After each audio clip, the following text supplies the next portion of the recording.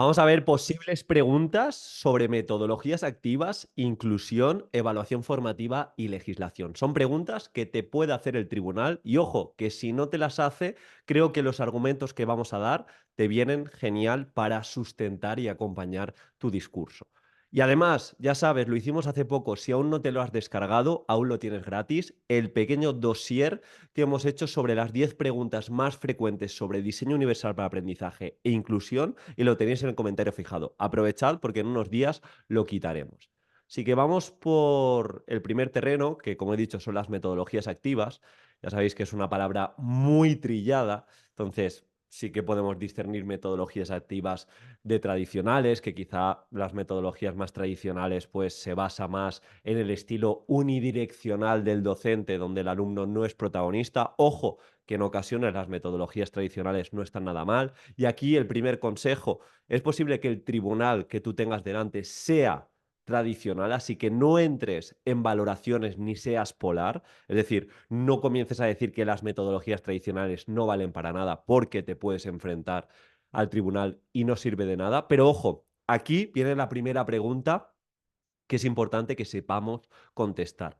¿Por qué las metodologías activas son buenas para tu alumnado, para tu grupo clase, sobre todo en términos de inclusión?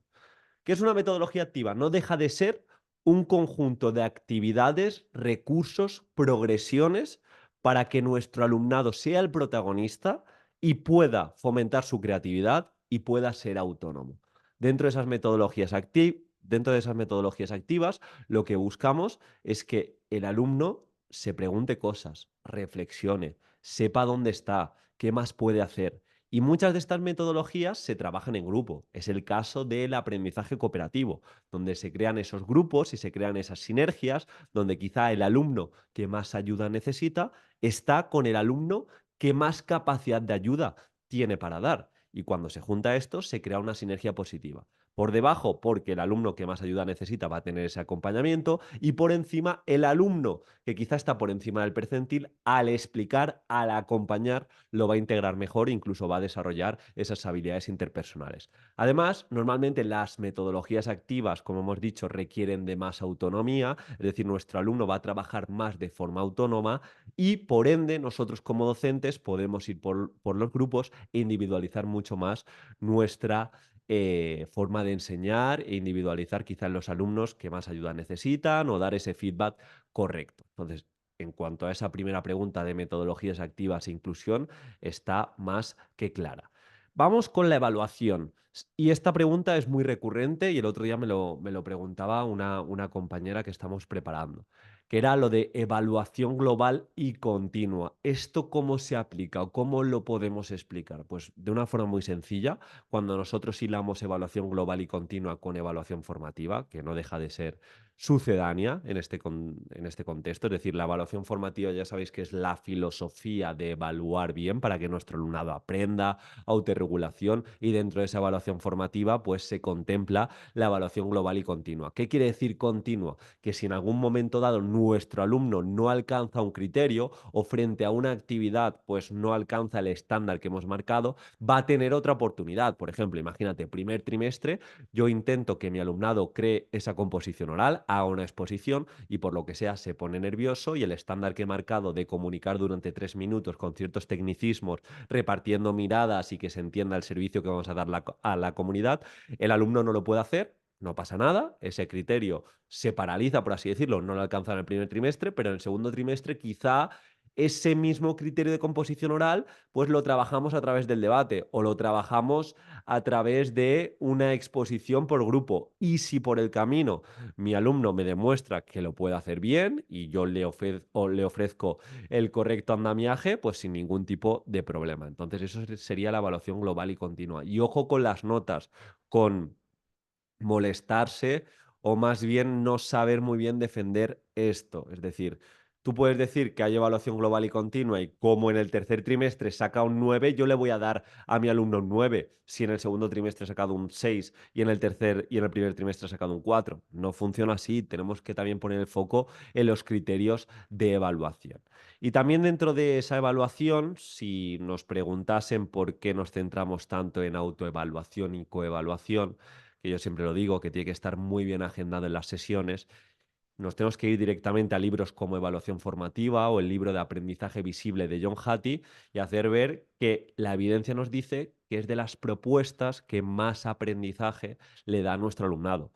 Y si lo piensas, tiene sentido. Cuando nuestro alumno reflexiona sobre lo aprendido, autoevaluación, es cuando de verdad se hace preguntas, se da ese proceso metacognitivo y quizás se sale del automatismo de únicamente hacer sin pensar. Y de igual manera, tú cuando coevalúas y le intentas dar feedback a tu par, a tu compañero, pues sí que elevas ese pensamiento a un orden superior y por lo tanto estás manejando o entendiendo mucho mejor la tarea. Por lo tanto, evaluación formativa, evaluación global y continua, autoevaluación y coevaluación, tremendamente importante. Bien, vamos al punto de inclusión. Aquí también tengo un par de preguntas a tener en cuenta.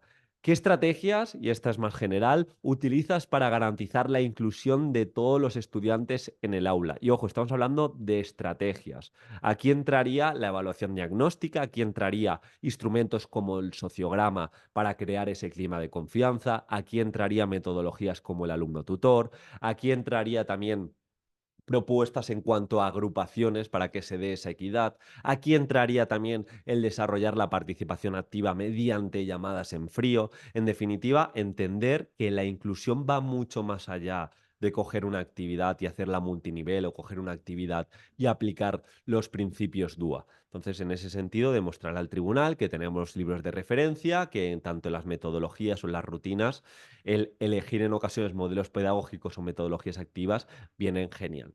Y la última pregunta sería respecto a la legislación, que en este caso, para hacerle ver, es más bien una reflexión, pero si os lo preguntasen, pues ya tenemos el argumento. Imaginad que el tribunal os dice cuál es la principal diferencia a la hora de programar respecto a una legislación LOMCE y a todo el entramado curricular que subyace de la LOMLOE. Es decir, cuál ha sido la diferencia más palpable y tangible.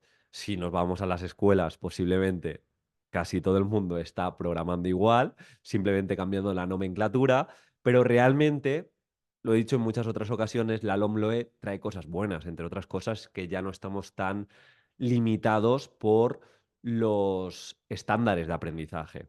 Pero lo más importante para mí es que debemos programar muy desde el contexto, es decir, esas situaciones de aprendizaje se definen en su esencia como conjunto de actividades contextualizadas, competenciales, vamos hacia un perfil de salida muy claro, tenemos esas competencias clave concretadas en descriptores operativos y sobre todo nos fijamos en el contexto para de qué forma nosotros a través de nuestras metodologías podemos mejorar el contexto. Si no lo pudiéramos mejorar, pues de qué forma nuestro alumnado lo que aprende en el aula le damos continuidad o puede transferirlo a otro tipo de contextos. Entonces, con estos argumentos nos basta para atender y también para saber argumentar por qué llevamos metodologías activas, por qué aplicamos el DUA, nos centramos en la inclusión y lo fundamental de la LOMLOE, que creo que es interesante tenerlo en cuenta, porque no es solo únicamente hablar de saberes básicos, de escritores operativos, sino poner mucho más el foco en el contexto y para eso ya sabéis, metodologías como el aprendizaje servicio, el aprendizaje basado en proyectos, funcionan genial. Si queréis, ya lo sabéis, tenéis el curso de exposición oral. Hemos creado un módulo de itinerario express donde en unas poquitas horas vas a poder consumir el curso y vas a poder sacarle partido. Nos comentaba Alba que hace 2 días entró, que justo ayer expuso que utilizó el hilo conductor del bosque, que está en la clase creativa del 11 de junio. El tribunal, un miembro del tribunal lloró y se quedó después a hablar con ella, a felicitarle. Estas son pequeñas cosas, pequeños detalles que marcan la diferencia.